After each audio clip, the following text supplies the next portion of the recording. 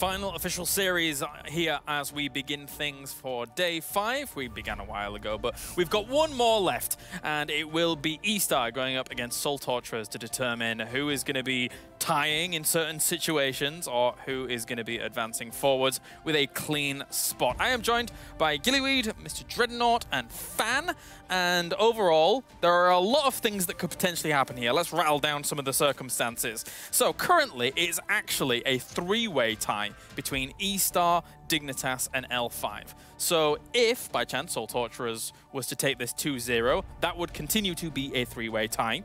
And then Soul Torturers would just gain 3 points and go above Tempo Storm and eliminate them. If it was a 1-1, eStar would advance on in first place, and Soul Torturers would go into a tiebreaker situation with Tempo Storm. If it was 2-0 to eStar, then they go first place, and then we only have one tiebreaker. That tiebreaker, yeah, it's between L5 and Dignitas. Yes, there you go. All of that is about to occur right now, depending on the result. So there's a lot on the line here, Gilly. Yeah, there is. And we knew that Group B was going to be like this heading into today. There's a lot on the line for Soul Torturers. They want that last chance to be able to go into the bracket stage or at least play the tiebreaker versus Tempo Storm, since we know that 3 of these members have been there before. Yeah, and it could be doable. I mean, as much as eStar has looked crazy good during this tournament with wacky drafts left and right and just playing their own style and relying on Zing C, Soul Torturers at the same time, they've shown glimmers of hope here. They have shown glimmers of hope, and I feel like a lot of that is in Zola, right? Like whenever he's on a high-impact hero, there's a chance, but I think that's going to be the biggest weakness as well, is that it feels like eStar has a 5-man high-impact group. I mean, obviously, Jing Chen stands out, but it still doesn't change the fact that Lucian is making colossal plays for this team to set them up and enable them. And I feel like if even things get slightly weird, they can just look at shut down Zola.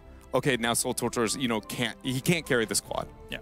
I mean, eStar guarantees themselves actually going through in the playoffs, but they absolutely do not want a 3-way tie because that could result in them going down to the lower bracket if we end up in that round robin situation again.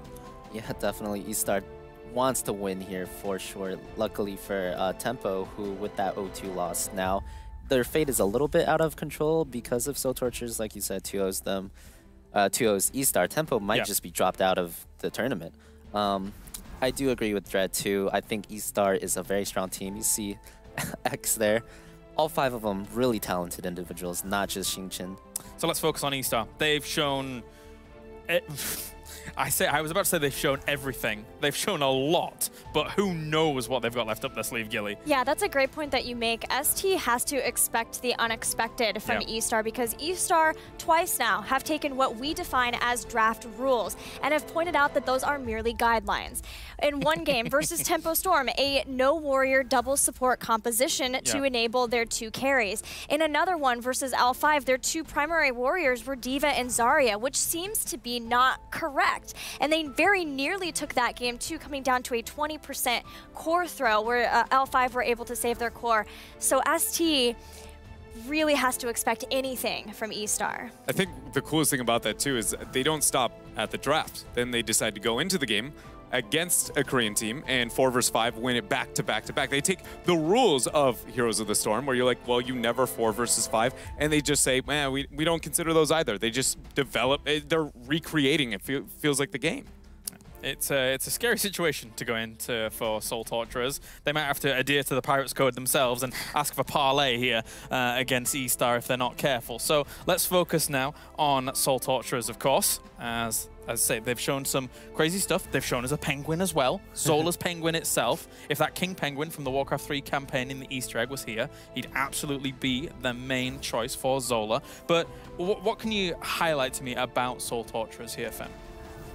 You know, obviously we had the Zola with the Zera tool. Oh, what's that say? King something. King HBD.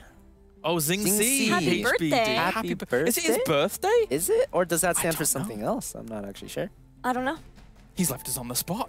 Why wouldn't he draw a birthday cake if it was his birthday? That's the bigger question. Zola once again tricking us and juking us, I can't believe. But if it is his birthday, happy birthday. And happy birthday to Zoya as well. Yes, always.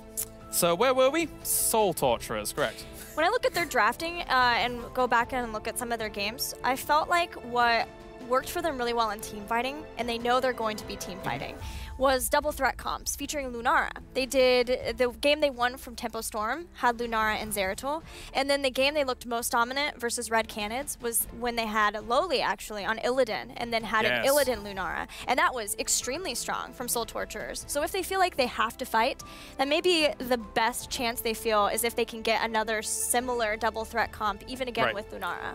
That game that you're referring to there against Red Canids was really the Loli show. It was brilliant to watch him being able to play the way he does. So it's not just Zola that actually can stand out here for Soul Torturers. No, they definitely do have more than one hero, right? Like, no team here is just a one player just carries the squad. It's just that they do seem to have more impact when you put them on, you know, those high impact heroes. Anytime they can get somebody that single-handedly can win the game, you always have to consider that they just can do that. They can press the R button at the proper time and make that comeback. And so anytime you can hyper-focus on them and disable them, it does feel like it at least pulls and slows the momentum of the thought process of Soul Torturers. But Towers of Doom for game number 1, I feel like that has to help Soul Torturers, just based on the fact that eStar can't right-click the core build in very early. Yeah, that's exactly what I was thinking. It's just like, you know, I can make sure I at least make it to like level 13. One Illidan, why not double Illidan, my friend? That was the that was a brilliant end to that game. But yeah, you're right. Towers of Doom fan. As we get into the draft now for game number 1 between eStar and Soul Torturers, what are we expecting right out of the gates? From eStar, I'm expecting, you know, their patented eStar style of team fighting, looking for something with the Vala, maybe with an Illidan. Something to kind of build a composition around those two heroes, I'd expect. I'm a little bit worried about Soul Torturers right now because I think Soul Torturers' strength, when I watch them play, actually is their team fight. They can actually mechanically execute team fights pretty well, to the point where they can, you know, take games off of teams like Tempo Storm. But the thing is, if your strength is team fighting and you're going up against eStar, that is not really where you want to be. Yeah, I totally agree. It's hard. Do you commit to what has worked for you the best before and just hope that you can do it at that same level? Or do you try to run something else? Do you try to run the global game and play a pure macro style? It's a hard decision that Soul Torturers has to make. I mean, so much so, when we were watching eStar versus L5 on Dragonshire, they were winning team fights 5-on-4. And 3-on-5. Yes. And I just want to expand a little bit on that as we see the Abathur and Uther bans very standard. Genji first pick for eStar. I just wanted to say that, you know, like Dread says, they defy logic sometimes, but to me, it's not them defying logic, it's them understanding it to a point where they do things that, you know, other people just can't see. I said this yesterday, but, you know, right after their match against L5, Xingxi came up to me and he was like, did you see what they were doing at level 1 on Inferno Shrines? Their Alarak actually walked up to our gate. He was like, are you serious? I was dumbfounded the first time. But then he walked up again and I was like, get him, punish him. Even if we die, we're going to punish them. Like, you can just see how accurately this team assesses team fights and how fast they do it. It's like they've got anti-gravity. They're just like going against physics at some points in this game. Seriously, and they realize that that's one of their strengths. You know, it does feel like they kind of reserve one slot on their draft at some point to concern the macro game, but all the rest is going to be hyper-focused on their death ball and their team fighting, and it just feels like they sit around begging you to team fight them. Like, I feel like eStar could just sit in an arena with just corpses laying around them going, are you not entertained? Like, who is the next man to take me on? Because I will make sure I demolish them. And this enables that even more. Lucian showing maybe the best Tyrael in all of this tournament. I am in love with his Tyrael. He knows and is willing and always ready to die for the team. And that's another thing that I noticed for eStar's team fights in general is they'll keep going to the point of like, okay, we know that we're going to lose this person and this person, but we're going to wipe their team. They always can see that extra step ahead, the end goal for the fight, rather than just what's happening in the second by second. And it feels like the Illidan ban, unless they wanted to take it, is very important against what we see from eStar so far. Yeah, pretty good ban pick phase from Soul Torturers so far with the Malfurion, Dahaka. You know, those are very meta picks. The Uther ban, Uther has to be eStar's one of their favorite enabling heroes. Is this Anubarak's one of the lowest level of involvement rate in the whole tournament so far? I think it's by far the lowest he's ever been. So far, that's actually pretty crazy. And he didn't even get, because you would think that's almost 100% he gets banned somewhere in the second ban phase, right? Yeah, that is insane that he's managed to make it this low. Yeah, it shows that these two teams might be on a bit of a different meta than the rest of the tournament. Maybe they're just, I don't know. I imagine we have to see the Anubarak here, but by the Soul Torturers, really good with the Malfurion, just good in general. And there it is. Okay. With a Leeming as well. It's a match. Yeah. Seen that pairing a lot at this event. Yep. I want Zag. So I want something. I want something to focus on to the macro game here for eStar because they banned out the Avatar. They got the Dahaka on the other side. We know they can team fight all day. It's just the only way I see eStar ever losing a game in this tournament is just if they do not have the ability to stop heavy macro play. Right. Like so much so that it becomes too difficult for them to get the fights that they really long for. So it just, I think any form of concentration on that, putting a band-aid on there, making Dahaka not be very influential, I think, is a for sure win here. But Thrall, first Thrall more of the offense. tournament. Ooh. Wow. eStar keeps doing that eStar thing. They And a take Oh Lunara. my. Do they ever stop surprising us? No. Do they? I can't believe. Are they playing the same video game we're playing? This whole tournament. I can tell you this much: if they are, I mean, it's to the point where I don't feel like they are, and the rest of the world is going to have to decide whether or not theirs is better or eStar's because the flavor they're bringing and the dominance that they're backing up behind it. Right. I feel like everybody's got to be going like, what would China do at this part of the draft? You know what I thought was so interesting is I believed if anyone played Thrall at this event, it would actually be Soul Torturers. Because in Taiwan, during their regional, they were using him as a counter to Genji. They were taking him, and then after Deflect was done, sundering him, blowing him up after the sunder. So I really believed that Soul Torturers would eventually pick that versus the Genji. But in this case, the first Thrall of the tournament picked by eStar. I mean, the crazy thing that pops into my mind instantly is, okay, Thrall is crazy enough, but is it Sundering or is it Earthquake? Because you never know now with eStar. I hope it is Sunder purely off of the offense here. When eStar was at its greatest with this style of play, when this meta was offensive meta was a viable thing, Thrall ruined it because he has such an easy go button, and it's only gotten increased damage. It's gotten obviously a small duration nerf to the actual stun itself, but it is a phenomenal engagement tool. And with the mobility of Genji and everything, I can understand the thought process of slowing everyone down, but it's not necessary. Just get the fight on the Sunder. I mean, on the flip side of that is if they did want to go down the path of Judgment, obviously Sanctification has huge value here as well, then they are in a position where they could massively engage Hardfen. Yeah, definitely. I mean, I'm on the Sunder side here, mainly because of the last pick, Lunara. Yeah. When you're picking a Lunara for your backline, the Lunara's purpose a lot of the time is to slow down the enemy team so you can kill them. It's actually a thing that teams can do when you're not running a stun tank or any stuns in general. Like, if you don't have any stuns, you got to find some other ways to kill them. And Lunara provides the slows, so just Sunder in and go. Time for predictions, Gilly. I mean, we have seen eStar be so dominant, so my prediction is definitely for them for game number 1. Absolutely, eStar. Especially if we get a Sunder. I am so hyped for Sundering to come back. Yeah, I'm gonna go with eStar too. I want to see their coordination with the Sunder. Talked a little bit about L5 and how when in their game, when the Anubarak went in, sometimes the Illidan didn't follow up right away. He wasn't sure what was going on, but hopefully for eStar, when the Sunder hits, there's a Tyrael and Illidan already in your backline. I just thought of something for a moment there. So, of course, let's check in with chat to see exactly what you guys are voting for as well. Wow. That's much closer than I was expecting. You guys realize eStar has been by far the most dominant team in this tournament? They've lost 1 game. Well, to be fair, the rankings of predictions so far has chat at the absolute lowest. It is losing to everybody. You're right. So, good job, chat. We love you. So proud of you guys. You'll get there eventually, maybe in the playoffs. Of course, we are almost ready for game number 1 here. They've been the most exhilarating team in the tournament so far. eStar is going up against Soul Torturers. Thank you very much, Kalaris. Yes, eStar are going up against Soul Torturers. I am Tetcher. This is Caldor. You recognize him. You know who he is. We are heading into our first game on the Towers of Doom. Towers of Doom as eStar Gaming faces the Soul Torturers. And to the left side of the map, we have the Chinese team. Spawning for them, we have Tiger on Genji, X on Tyrael, SW770 on Rhaegar, Thrall being played by H, and Ziggsy on Lunara. And to the right side of the map, the Soul Torturers here to torture the American fans with Dehaka, played by Zola, Hikari on Malfurion, Goddog on Liming, Skrull on Nubarak, and Lolly on Varian. So something very important to point out here. Fans said he hoped that there would be a Tyrael in the backline after the Sundering.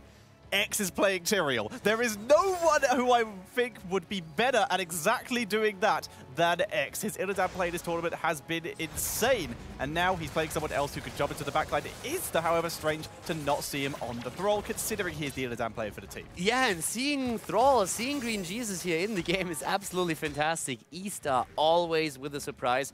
And you know, the one thing that really stands out is that we've seen so much aggression from them throughout the entire tournament. But at the same time, every now and then you see a little bit of weakness, and it always seems they adapt to the level that their opponent plays at. As we say in Germany, ein gutes Pferd springt nur so hoch, wie es wirklich muss. Yeah, a good horse does only jump as high as it needs to, but in the case of Soul Torturers, a great horse will run the extra mile to get to the jump in the first place. And that's what we have seen from them throughout this tournament. They've always stepped up to the level of their opponents as well. And then, in some cases, with the game against Tempo Storm, for example, gone beyond. You're absolutely right on this. So Soul Torturers, they are a team that can take a map from eStar Gaming. And that's all that they have to do here. eStar has been dominant, but if the Soul Torturers take a single map of the Chinese team, they will force the tie against Tempo Storm. Yes, they will, and we will keep an eye on that. Lowly trying to get X, but Eldorid's on point. He moves back. He's still trying to bid away from his base. Anub not getting the knock-up, though, and X pulling back towards Tiger without being in too much danger. The triple altar on the map now, as we are seeing both of the teams converge up to the top right. Genji taking position for the interrupt, though. eStar Gaming with a very aggressive positioning on the melee assassin to interrupt channels by the Taiwanese team. This is, to be fair, probably the best hero to do this with, due to Genji having a mentally long-range dash to get out of this. Tyrael moving in with the very quick smite to interrupt Hikari there. Thrall has already taken his side and is now moving over to help out Genji. They're just going to force Dehaka off this, take one, and they're winning bot. We're seeing Lowly getting Skrull getting chased back here, and Goddog getting harassed by X, while Rhaegar is taking the objective. However, nice move up by Varian to at least delay this top of eStar to try and make it maybe not a 3-0. What a sexy play. This is crazy. This is insane. This is such a small but such an ingenious move that they made. They take the kill against Varian. They have 2 altars already. Genji dies, but they still have a shot going for it. But no, Soul Torturers go in with a drag, and they claim a second victim as Lunara falls. And so, after all, Soul Torturers are still able to get at least one of the altars. So, a slightly different talent here for Genji than what we would usually see. Dragon Claw. After Genji blocks a certain amount of damage with Deflect, he can activate it to release a Dragon Claw, dealing 211 damage currently to all nearby enemies. Basically allows him to join in with the rest of his team, with the Tyrael and with the Thrall, jumping into the big group of enemies and just doing the maximum AoE damage as opposed to being that backline assassin. Definitely one of the aggressive talents that they can take here, and who else would pick it than eStar Gaming, a team that has shown us aggression throughout the tournament. And to be honest with you, any talent that has Dragon in its name is good in my book. It's pretty cool. And we also have from Rhaegar the Stormcaller talent, showing that they seem to be going into a Lightning Shield build, which is pretty awesome because that means that maybe we'll get Rhaegar also joining in with that all-in style. Literally everyone except for Lunara at this point is going to be diving onto Soul Torturers. eStar is going full aggression here for sure. And I mean, when we're looking at Green Jesus, at Thrall, we currently have him with the full proc into the Lightning build. Chain Lightning with the Rolling Thunder on level 1, Rattler Lightning on level 4. Constant pokes against any kind of channel that the Soul Torturers can execute against altars. So both of the teams Torchers currently really aggressive on the map, with eStar being a bit more aggressive. But now we have a single altar spawning on the map at the bottom as both of the teams are heading into level 7 towers. Bit of damage dropped onto Tyrael there. He is dropped. The 5-man group up coming in from Soul Torturers, able to pick up the Archangel. And now we have them moving onto Ziggsy. So much CC available here. Cleanse is dropped. Is there a heal in time? Lightning Shield dodges the stun. Rhaegar heal. The magic missiles misses. Not a heal in time. And down goes Ziggsy. SW17 nearly following. Rhaegar nearly dying. They got the shot, though. But the double. What? How did they do that? Oh, that just feels bad. That was Soul sneaky. Torturers with a double kill, nearly getting the third, and then they lose the altar. Yeah, sneaky eStar stealing that away. Perfect defense for Genji. The reduced cooldown of Deflect. This is a Deflect build at the moment. Could we see that level 20 that just deflects all the damage back? Sanjin. I hope so. That would be super cool. Well, the thing right now to consider is that Soul Torturers do actually very well when it comes to the fights. The problem they have is that they gave up the last altar.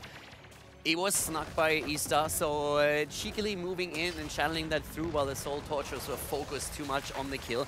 But overall, you can actually see that eStar Gaming have a very aggressive setup that at this point starts to struggle a bit against what Soul Torturers does here. The Taiwanese team has a lot of stuns available. We have the drag on the side of the Haka, we have the stuns from Anubarak. Another kill as Genji falls at the top, and we could see another one because Skrull wants to go for Thrall. Yeah, misses the stun though. Bit of a bit of a moment where he didn't really pay enough attention, so a good juke on the other hand. Yeah, I was about to say, I don't think the juke was way more important there. He rooted to Haka to prevent any follow-up and any more zoning, and then pop-rocked Wind Fury just as the stun came out, so that he had the movement speed to dodge it.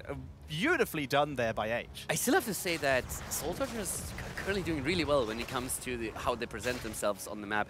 eStar has to rely on their level 10 abilities, and we've been talking a lot about Thrall, of course, and the expectations here of them maybe going even in with that Sundering and trying to burst targets down with the help of it. They kind of need to change their game up a bit, but Soul Torturers now with the level 10 should be able to at least go for a trade here, but let's keep in mind that eStar will have their heroic abilities in just a few seconds as well. The harassment potential. Something interesting here. We have already double tank. We do have Earthquake, but we also have double tank from the side of Soul Torturers. Varian hasn't picked his heroic yet. We see Hikari dropping the Twilight Dream already. Thrall silence as he moves in. The X-Strike destroys Malfurion there, and the Ancestral keeps X alive as they pull back. Varian's gone for Colossus Smash. He moves forward. He's already dropped it, trying to keep himself alive as he gets killed off as well. The fight's still going on, Keldor. Yeah, but we have the drag against Tyrael, and he explodes. Genji, on the other hand, on the way down to the bottom of the map, going for the channel. We still have a 4 versus 4 on the map now that Malfurion is back, but can they interrupt Rhaegar with a channel in mid? It doesn't look like it. Another one that is going to be channeled through unless Thrall commits, and he doesn't. Oh. Lunara was probably a couple seconds away from being able to reset that poison, but yeah, we now have... Oh, she did! They reset the poison! Lunara was able to re-poison her and kill her, I think. Well, at this point, I have to say that the one problem that we had in the last fight was that Malfurion had a very rough time. He moved to the bottom, and all of a sudden he was confronted with Thrall. And Thrall immediately dropped the Earthquake, started to put the pressure onto Malfurion, who reacted with a quick Twilight Dream, more so to save himself. And that took a huge cooldown away from the Soul Torturers that they were trying to rely upon within the team fight. Malfurion still falling was a big issue there. So this fight on 10 immediately turning against the Soul Torturers. And as well as they play with a lot of these kills, the problem is still that Malfurion, as we can see here, is oftentimes exposed, and now they are way behind when it comes to the core points, 20 to 36. They are still a full level once they hit this level 12 away from their Ice Block, which will really take a lot of those survivability problems away from Malfurion, but until then, he is in danger. Dahaka, not in danger because he's dead. You can't be in any less danger than that. Yeah, especially after level 10 now, eStar Gaming definitely gaining a lot of momentum. These guys are on fire all of a sudden. Also, the Earthquake here, of course, makes it so much more harder to go away from the X-Strike. Cocoon, as he said, is being loose, and they're attempting to go this time for Thrall. The Earthquake is dropped. There's the follow-up stun, trying to take out Rhaegar. Twilight Dream was dropped on him as well. And Hikari is able to back up Tiger. And the Disintegrate finishes him off. Genji down, dodging the Twilight Dream first of all, but then still falling to Liming in the last moment. Oh man, here's the kill against Rhaegar, a double kill in favor of Soul Torturers. And already Varian at the bottom of the map waiting for the channel. Both teams now on level 13. Tyrael's on the way. Varian's wasted time trying to scout him out. We see Thrall was 1 hit away from killing Akari. The Ancestral so close. But God Dog, that Disintegrate finishing him off and then leaving the single magic missile that hits SW770. The resets making it possible here and really bringing Liming online. Now both of the teams on the 13 talents, but the channel has completed. Shots fired against eStar Gaming. They're down to 32 points on the core now, but Soul Torturers, they suffered a lot when it comes to the objective. Question still remaining, can they win the upcoming team fights and slowly start to push eStar Gaming back down? Talents, even. Levels, almost even. Why aren't they scouting this bush? Thank you, X. Jesus Christ. SW770 pulling back as Soul Torturers move in. In comes Genji. The Cocoon already dropped it. Tyrael is getting absolutely focused. He's silenced, so there's no sack. He gets taken out. It was still on cooldown anyway. SW770 survives, though. He gets blown up. And we're seeing huge focus onto Lonely Steel Ball, keeping him alive, though. Yeah, Xingzi is falling, but they're taking everybody down. The only one surviving is Dehaka, and look at this. Anymore. They're going straight for him, and it's not looking good for Zola. He dies as well, even without. Look at the cooldown here. The interrupt against the Sanctification, and then he doesn't have it ready before he falls here. But the explosion does so much damage. There's 4 heroes in that explosion. Exactly what our analysts were talking about here. eStar will still commit to a fight, even if they know it will lose them a couple members, as long as they wipe the enemy team. Our analysts completely on point there. I mean, I have never seen Tyrael get more value out of his trade than in this particular fight. He hits 4 heroes, and then Lunara just goes for the cleanup job. Great move there by Xingzi, of course. Getting kill after kill, and then in the end, it's the lonely Dehaka going up against Genji and Thrall. No chance for him. eStar, they find themselves there, but look at that kill count, 10 against 11. Yep. We're 11 minutes into the game. We basically had 2 kills per minute so far. Yeah, we have double the amount of kills. Uh-oh, there's the Cocoon. We're seeing Xingzi clearing it up very quickly, but the question is, what's going to happen to Thrall? He drops the Earthquake just before the silence hits, but the Frostwolf Resilience not enough to keep him alive. They nearly messed up that comp. They still get the kill, but that was close. They nearly messed this one up, but now they could get the shots here. Our shots fired already against the Soul Torturers, but to the top, Zola is on the point. At the bottom, they're still fighting. 16 against 32 points on the course yet, but here's another 4 volley towards eStar Gaming, and 4 more should follow if they are able to win the altar at the bot lane. The comeback appears to be happening. It was 32-20, now it is only 16-28. eStar, their course slowly dropping down, but they're still ahead by quite a bit. Rhaegar gets dragged, Sank gets him out of it though. Very nice. Here's Genji arriving for the fight. Lunara with the leaping strike, trying to keep herself alive, gets focused down by the Disintegrate. God Dog with a kill. They're going in once again. We still have Cocoon back up. It's ready to be used right now. They can set another kill up if they use the ult, but they don't have anyone in range. We still had Hikari there who could follow up with the root, but Anubarak in this case holds the ult back. They're going instead for the camps. 16-24. Soul Torturers starting the comeback. They are indeed starting the comeback. Another Cocoon set up. It's getting cleared by the Lightning Wall. Deflect is used, dropping a crazy amount of damage. X-Strike on everyone, but there's no one else there, and Genji drops. Lunara is still down, and we always praise eStar for approaching these fights oftentimes in a 4 versus 5 and getting maximum value out of it. But in these situations, they are just a bit too aggressive. They lose Genji here, and that staggered deaths that we are talking about right now, that puts eStar Gaming in a really awkward position. They're in a very awkward position now, and they have been ahead in XP for almost this entire game, but Soul Torturers, thanks to all those kills, have crept out a lead, and they're starting to do some damage. The lane's pushing up against eStar. eStar having to play further back.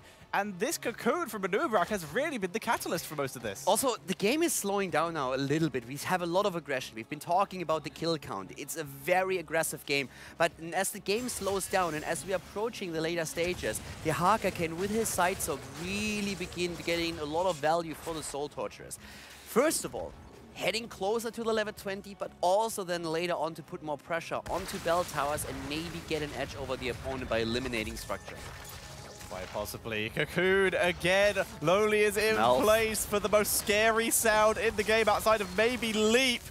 There we go. There it is. Spade and Lunar. That wasn't even needed. No. Once you have the root in here, that was just for the lols what he just did. Counter, there is no kill, quite like overkill, as we see the Earthquake drop. X-Strike, not doing a huge amount, but it does give H the chance to escape. And we also see Genji able to dash to freedom. Barely, he's very low. Top lane, though, that Tyrael is currently getting massive value. Takes it down. Gotdog, why are you there? Tiger actually ate all those missiles as well. He's lucky to be alive. Now we're seeing SW770 getting focused down by both the tanks here. That all of a sudden changed this significantly. Ancestral is out, but there's the kill against Rhaegar. But we still have them moving in. Genji. Malf with the channel to the right side. Over here, we have a 3 versus 3, but the healer is on the way. H coming in with the shield wall in and up in time. Genji just so low. He gets killed by the burrow charge. And now it is down to Thrall and Tyrael. Sank is up if they really want to commit to this 4 versus 2. Lunar is on the way. eStar Soul Torture. They turn the Towers of Doom into a graveyard. 11 kills against 17. Here comes Lolly charging in against Xingzi. Channel not there just yet, but Li Ming will be back in another 7 seconds. There's no way eStar can commit here. Tyrael still interrupts. There's a Colossus Smash, but the Holy Ground protects him. In comes the Sanctification, keeping him alive. Interrupts Tyrael. Interrupts Rafira once again, but Thrall is getting focused down. Nara from the other side. Thrall gets dropped. Tyrael, is he still going to keep delaying? eStar is currently redefining the word YOLO. Oh my god. That's what they're doing here. They're staggering even more depth. This is horrible for them. They're trying so hard. Kinda, in terms of core health at least. Yeah, I would argue that point. Levels, I mean, not so much. 20's about to be hit. Exactly. Yes, they currently have an additional bell tower. That's going to change soon. And you are correct, they have a few more points on their core. But that level 20 talent is giving me headaches. And they also haven't been able to get the... They also haven't taken a point off of Soul Torturer's core in about 3 rotations of objective. Exactly. But let's talk for a second what eStar has to do. The first thing they have to do is calm down. For the love of God. No, this is eStar. They should do the exact opposite of that. No, don't get me wrong. Just calm down for a minute or two, get your 20, wait until you have 5 heroes on the map, and then play again as a team, as a 5-man. That's what we want. That's what we want to see. We want to see that 5-man coordination they have in team fights, and this is the ticket they have to winning this game. Soul Torturers, on the other hand, with a level 20 talent, they have an edge now. They take back the bell tower to the top. That was an important step. And they can still force a fight for a few more seconds, or at least claim a bell tower if they're fast enough before the Chinese team hits their own levels 20. So I'm going to talk to you very quickly about Varian's level 20, because when do you ever see this? It's Master at Arms. He goes in with it. Only hits 1 hero, but this basically means that his vulnerability now splashes to other heroes, and the cooldown of it is 10 seconds. He's able to spam vulnerables onto the enemy heroes. Cooldown reduction by 10 seconds at this point, down to 10.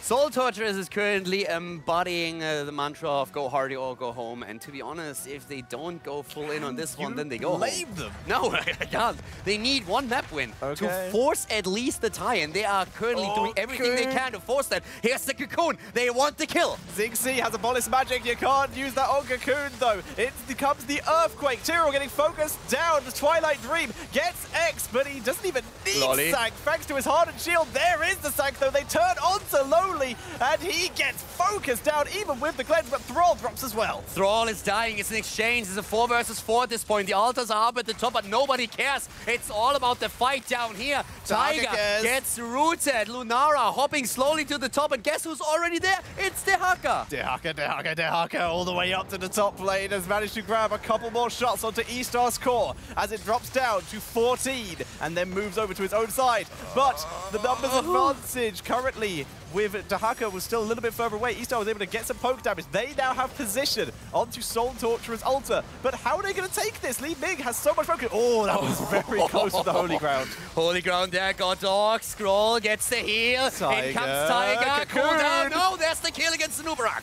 The Cocoon is popped. Zola decides to do a Cocoon impression as he gets focused down and also pops. Coordination too strong! And the kill against Genji! Calamity to the face! get absolutely ice block baited. Hikari getting that kill, takes huge damage in exchange, but eStar still get the ulta, and they keep their core health lead by 2. This is so close, and look at the kill count. We're at 34 by this point. We are in fact at 34 kills. In comes Barrier, Colossus smash onto Rhaegar, Disintegrate to try and finish him, but Rhaegar in that Ghost Wolf form, able to escape. It's a 4 versus 3, up to the top lane. The defense is still strong for the Soul Torturers. This is such a close game, and every single fan of Tempo Storm is glued to the screen right now. They need eStar to win, but the Soul Torturers, with the power of Zola's Penguin, is currently doing whatever they can to take this one map, the first map between these two top teams. They are still basically just under a level ahead, so Soul Torturers will, in some of these fights, have a small stat difference that could be the difference. I'm also not going to lie here, at this point, when we have that Bolt of the Storm into the Twilight Dream, if that is being hit properly by Hikari, that can change everything. In the last fight, they had a problem using it against Tyrael, never got the kill, but one team fight is all they need. Tyrael goes in deep, here's the cocoon, Earthquake being used, Tyrael in trouble. He is focused down, Hardened Shield keeping him alive though. He's staying inside the Earthquake though for the shield on level 20. In comes Genji for huge damage to the backline, but Hikari bolts away. Scroll, he can't do that. Soul Torturers are good, but they are not good enough to win this team fight. They're too split, and again, the focus of their attention is Tyrael, and they don't confirm the kill. If they don't get the kill because of the Tyrael nullification shield and him just simply dropping every single defensive spell he has, then they waste so many resources on a target that doesn't die, especially after Rhaegar throws out the Ancestral. Soul Torturers, they need to focus differently in these team fights. Varian all the way around the holy ground there with his with his charge there, but he stays alive. But absolutely, Tyrael handled that fight beautifully. Nullification shield blocking some of the damage after Sanks did. Even though he messed up 2 holy grounds, he stayed alive because he moved just north a bit into the very edge of Earthquake that was coming through the wall, getting the level 20 shield from Earthen Shield, the talent from Thrall. Now, at this point, the big problem, the level 20 that you just mentioned, the Earthen Shield, that's of course a massive game changer as well. The big problem that we're still talking about here is that at this point, it's all about the bell towers. They are all under the control of eStar Gaming. The barrage has started, but only 1 shot fired as to the bot lane, Soul Torturers reclaim 1. Soul Torturers, in order to come back into this, need a massive team fight win, because, yeah, this is so tricky for them now.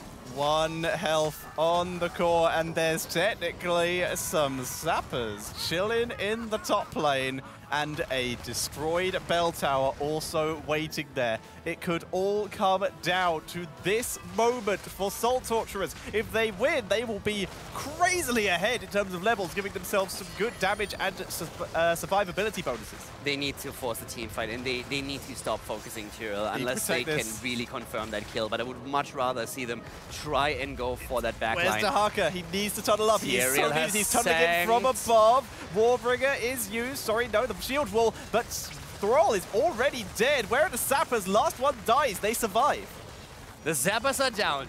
Thrall is dead, and they took that fight without using any big cooldowns.